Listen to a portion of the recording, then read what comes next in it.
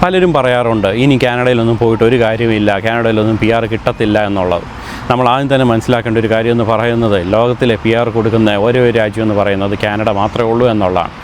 നമുക്കറിയാവുന്നതാണ്. ബാക്കിയുള്ള UK ആയിക്കോട്ടെ, ഓസ്ട്രേലിയ ആയിക്കോട്ടെ, ന്യൂസിലാൻഡ്, അങ്ങനത്തെ പല രാജ്യങ്ങളും PR ഒക്കെ വളരെ ടൈറ്റ് ചെയ്യുകയും ഈ അടുത്ത സമയത്തൊന്നും നമുക്കറിയാവുന്ന ആർക്കും തന്നെ PR കിട്ടിയിട്ടില്ല. എന്നാൽ കാനഡ നോക്കിക്കഴിഞ്ഞാൽ ഇത്രയധികം ക്യാപ്പുകൾ വരികയും ഇത്രയധികം ആൾക്കാർക്ക് റെസ്ട്രിക്ഷൻസ് ഒക്കെ കൊണ്ടുവരികയൊക്കെ ചെയ്തിട്ട് പോലും ഒരു വർഷം തന്നെ ഏകദേശം ഒരു 2.5 ലക്ഷം 3 ലക്ഷം ആൾക്കാർക്ക് PR കിട്ടുന്നുണ്ട് എന്നുള്ളതാണ്. 2028 ആകുമ്പോഴത്തേക്ക് ഇപ്പോഴത്തേക്ക് പ്രതിസന്ധികൾ മാറുകയും കൂടുതൽ ആൾക്കാർക്ക് PR ഒക്കെ കിട്ടാൻ തുടങ്ങുകയൊക്കെ ചെയ്യും എന്നാണ് ഇവിടെയുള്ള പ്രഗത്ഭരായിട്ടുള്ള ആൾക്കാരെല്ലാം പറയുന്നത്. അതിനുള്ള മെയിൻ കാര്യമെന്ന് പറയുന്നത് ഈ കോവിഡിന് ശേഷം വന്ന വലിയൊരു ക്രൈസിസ് ഉണ്ടായിരുന്നു. അതായത് എക്കണോമിക്കലായിട്ടും പല വ്യവസായങ്ങളുടെ ഒരു പ്രൊഡക്ഷൻ കുറയുകയും ഒക്കെ ചെയ്തത് കാരണം IT കമ്പനിയിലും അങ്ങനത്തെ പല കമ്പനിയിലുള്ളവരെയൊക്കെ പിരിച്ചുവിടുകയും ഒക്കെ ചെയ്തിട്ടുണ്ടായിരുന്നു. ഇത് കാനഡയിൽ മാത്രം സംഭവിച്ചൊരു കാര്യമല്ല, ലോകം മുഴുവൻ പല വ്യവസായങ്ങളെയും ഇത് അഫക്റ്റ് ചെയ്യുകയൊക്കെ ചെയ്തിട്ടുണ്ട്. ഈവൻ US ആയിക്കോട്ടെ, നമ്മൾ നോക്കി ഇന്ത്യയിലായിക്കോട്ടെ, പല ആൾക്കാർക്കും ഇതിൻ്റെ ആയിട്ടുള്ള ബുദ്ധിമുട്ടുകളെല്ലാം ഉണ്ടാവുകയും ചെയ്തിട്ടുണ്ട്. ഇത് കാനഡയിലും ഇതേപോലെ ഉണ്ടായി എന്നതാണ് എല്ലാവരും ഫോക്കസ് ചെയ്യുകയും എല്ലാവരും കൂടുതൽ അഡ്രസ്സ് ചെയ്യുകയൊക്കെ ചെയ്യുന്നത്. അതുകൊണ്ടാണ് കാനഡ തകർന്നു പോയി അല്ലെങ്കിൽ കാനഡയിൽ ഇനി വന്നിട്ടൊന്നും കാര്യമില്ല എന്നൊക്കെ പലരും വിശ്വസിക്കുന്നത്. ഇതൊരു ടെമ്പററി ആയിട്ടുള്ളൊരു കാര്യമാണ്.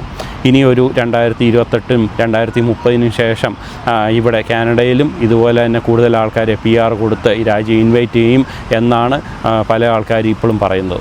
ഇത് മുൻകണ്ടുകൊണ്ടാണ് 2026 വളരെയധികം ആൾക്കാർ സ്റ്റുഡൻറ്റ് വിസയിലൊക്കെ കാനഡയിലേക്ക് വരാൻ വേണ്ടി ആപ്ലിക്കേഷൻ സബ്മിറ്റ് ചെയ്യുകയും ചെയ്തിട്ടുണ്ട്. ഇത് കണ്ടിട്ടാണ് ഗവൺമെൻറ് നേരത്തെ ഉണ്ടായിരുന്ന ആ ഒരു ലിവിങ് കോസ്റ്റ് എന്നുള്ള രീതിയിൽ GIC എമൗണ്ടൊക്കെ കൂട്ടുകയൊക്കെ ചെയ്തത്. ഇതിനെക്കുറിച്ചാണ് ഞാൻ വീഡിയോയിൽ പറയാൻ പോകുന്നത്. എല്ലാവർക്കും പുതിയൊരു വീഡിയോയിലേക്ക് സ്വാഗതം.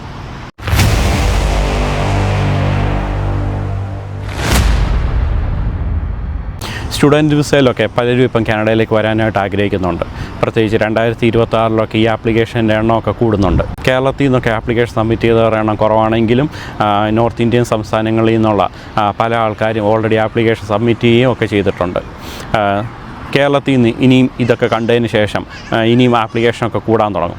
നമ്മൾ ആദ്യം തന്നെ മനസ്സിലാക്കേണ്ട ഒരു കാര്യം എന്ന് പറയുന്നത് പണ്ടത്തേൻ്റെ കൂട്ടെ ഒരു ബാങ്കിൽ നിന്ന് ലോൺ എടുത്തോ അല്ലെങ്കിൽ അവിടെ നിന്ന് ഇവിടെ നിന്നൊക്കെ കടം മേടിച്ചോ ഒന്ന് കാനഡയിലേക്ക് പഠിക്കാനായിട്ട് വരുന്ന ഒരു സാഹചര്യമല്ല ഇപ്പം നിലവിലുള്ളത്. 2018 മുമ്പൊക്കെ പലരും ഒരു സെമസ്റ്ററിൻ്റെ ഫീസൊക്കെ അടച്ചിട്ട് കാനഡയിലേക്ക് വരികയുണ്ടായി. അങ്ങനെ വന്നിട്ടുള്ളവർക്ക് ഇവിടെ ജോലി കിട്ടുകയും അതിന് ശേഷം ആ പാർട്ട് ടൈം ജോലി കൊണ്ട് അവരുടെ ഫീസ് അടയ്ക്കാനും അവരുടെ ലിവിങ് എക്സ്പെൻസും ഒക്കെ കഴിഞ്ഞൊരു കാലമുണ്ടായിരുന്നു. ഇനിയും 2028 2030 അങ്ങനെ ഒരു കടം മേടിച്ചിട്ട് വന്നു കഴിഞ്ഞാൽ ഈ കാനഡയിലൊന്നും നമുക്ക് ലിവിങ് കോസ്റ്റുകളൊന്നും മീറ്റ് ചെയ്യാൻ പറ്റാത്ത രീതിയിൽ ഇവിടുത്തെ റെൻ്റ് ആയിക്കോട്ടെ അല്ലെങ്കിൽ ലിവിങ് കോസ്റ്റ് എല്ലാം അവിടെ കൂടുകയുണ്ടായി. അതുകൊണ്ട് തന്നെ നിങ്ങൾ വരാൻ ആഗ്രഹിക്കുന്നുണ്ടെങ്കിൽ ആദ്യം തന്നെ ചെയ്യേണ്ടത് നിങ്ങൾക്ക് സെക്യൂറായിട്ട് പഠിക്കാനുള്ള മുഴുവൻ എമൗണ്ട് അത് കയ്യിൽ കരുതി വെച്ചതിന് ശേഷം മാത്രമേ ഇങ്ങോട്ട് ഫ്ലൈറ്റ് കയറാവൂ. അതേപോലെ തന്നെ നമ്മൾ എത്തിക്കഴിഞ്ഞാൽ നേരത്തെയൊക്കെ ഇവിടെ കോവിഡിന് ശേഷമൊക്കെ വന്നിട്ടുള്ള പല ആൾക്കാർക്കും ഒരു വർഷവും 2 വർഷമൊക്കെ ജോലി കിട്ടാതൊക്കെ ഇരുന്ന സാഹചര്യം ഉണ്ടായിരുന്നു. ഇനിയും ഉള്ള സമയങ്ങളിൽ അത്ര ഒരു ബുദ്ധിമുട്ടുണ്ടാകത്തില്ലെങ്കിൽ പോലും നിങ്ങളൊരു വർഷത്തേക്കെങ്കിലും നിങ്ങൾക്ക് ഇവിടെ ലീവ് ചെയ്യാനുള്ള ഒരു എക്സ്പെൻസിന് വേണ്ടിയുള്ള കാശ് കയ്യിൽ കരുതിയ ശേഷം മാത്രം ഈ കാനഡയിലേക്ക് വരിക. അതൊക്കെ മുൻകണ്ടിട്ടാണ് ഇപ്പോൾ ഗവൺമെൻറ് GIC എമൗണ്ടിൻ്റെ തോതൊക്കെ വർദ്ധിപ്പിക്കുകയൊക്കെ ചെയ്തത്. നേരത്തെ $10,000 ആയിരുന്നത് അത് പെട്ടെന്ന് തന്നെ $20,000 ഇപ്പോൾ $22,000 ആക്കിയിട്ടുണ്ട്. അതായത് ഒറ്റയ്ക്ക് വരാനാണ് $22,000, അതായത് ഏകദേശം ഒരു 10-13 ലക്ഷം രൂപ അടുത്ത് നമുക്ക് ലിവിങ് കോസ്റ്റിനായിട്ട് കാണിക്കണം, അല്ലെങ്കിൽ നമ്മുടെ അക്കൗണ്ട് കാനഡയിലെ ബാങ്കിലേക്ക് ട്രാൻസ്ഫർ ചെയ്യണം എന്നുള്ളത്. നമ്മുടെ ഫാമിലിയായിട്ട് വരാനാണെങ്കിൽ ആ കോസ്റ്റ് വീണ്ടും കൂടും. പ്രത്യേകിച്ച് വൈഫും 2 കുട്ടികളൊക്കെ ആയിട്ടാണ് കാനഡയിൽ വരാൻ ഉദ്ദേശിക്കുന്നതെങ്കിൽ ആ കോസ്റ്റ് വളരെയധികം കൂടുകയും ചെയ്യും. അതുകൊണ്ട് തന്നെ നിങ്ങളൊരു പഠനശേഷം ഇവിടെ കാനഡയിൽ നിൽക്കാനാണ് ഉദ്ദേശിക്കുന്നതെങ്കിൽ ഏറ്റവും നല്ലതെന്ന് പറയുന്നത് ഒറ്റയ്ക്ക് വരിക എന്നുള്ളതാണ്. കാരണം ഒറ്റയ്ക്ക് വന്നാൽ മാത്രമേ നമ്മുടെ ഈ കോസ്റ്റുകളൊക്കെ നമുക്കൊന്ന് കൺട്രോളായിട്ട് നിർത്താനും നമുക്ക് പഠിത്തത്തിൽ കൂടുതൽ കോൺസെൻട്രേറ്റ് ചെയ്യാനും ഒക്കെ പറ്റത്തുള്ളൂ.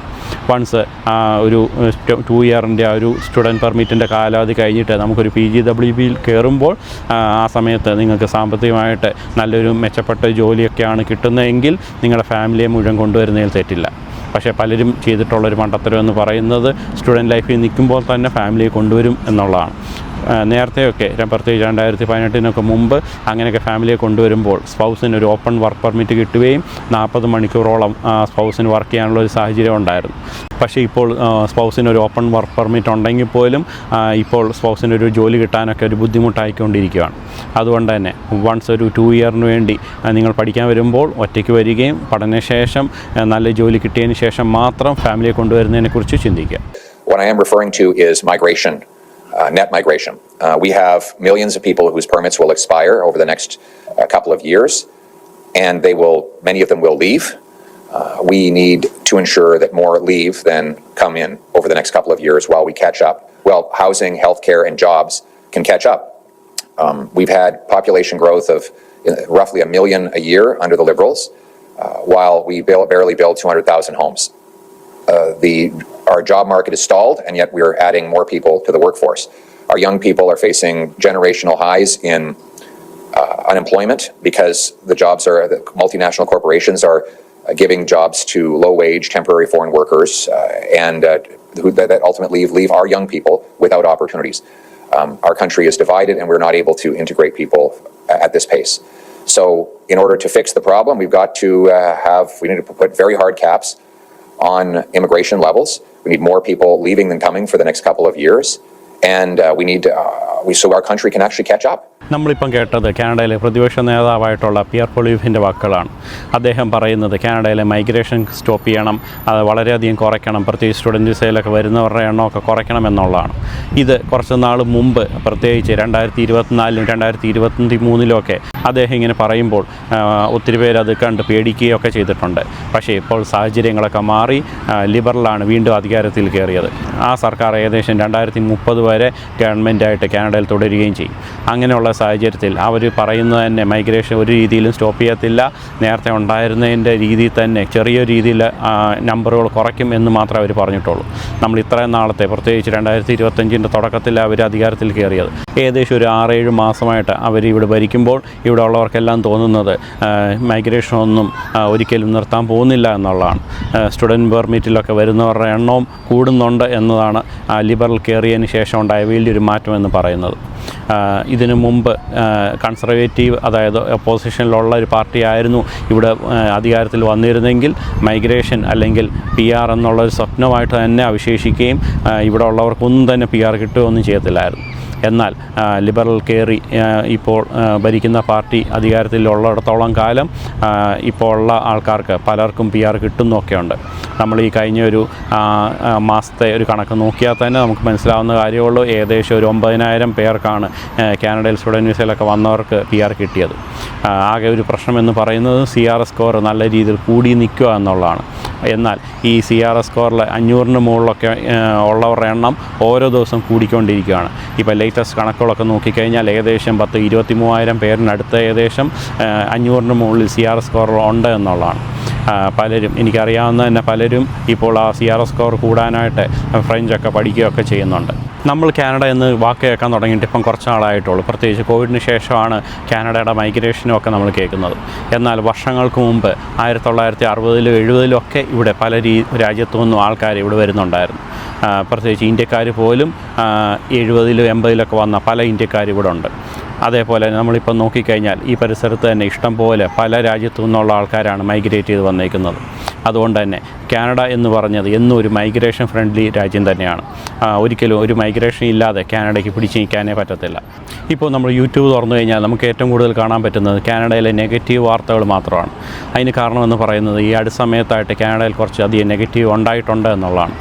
എന്നാൽ ഇനി വരും വർഷങ്ങളിൽ പ്രത്യേകിച്ച് 2026-ലും 2027-ലും ഒക്കെ പോസിറ്റീവായിട്ടുള്ള പല വാർത്തകളും കാനഡയിൽ ഇനി സംഭവിക്കാനിരിക്കുന്നു.